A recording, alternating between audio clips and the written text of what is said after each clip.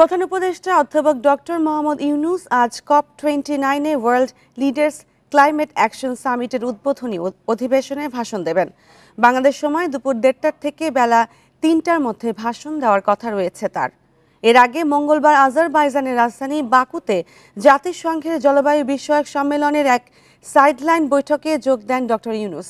বলেন, ঋণ একটি মানবাধিকার, কারণ এটি মানুষের জীবিকার সঙ্গে সম্পর্কিত। ঋণ পাওয়ার অধিকার নিশ্চিত না করে জীবিকার অধিকার প্রতিষ্ঠা করা সম্ভব না। দেশগুলোকে গ্রামীণ ব্যাংকের মডেল অনুসরণ করে ব্যাংকিং ব্যবস্থাকে নতুন করে সাজানো উচিত উল্লেখ করে অধ্যাপক ইউনূস বলেন, এতে কৃষকদের জন্য ঋণ সহজলভ্য করা যাবে, যাদের মধ্যে উল্লেখযোগ্য সংখ্যক নারী। প্রতিটি দেশে একটি সামাজিক ব্যবস্থা ব্যাংকিং আইন থাকা উচিত বলেও মন্তব্য করেন তিনি।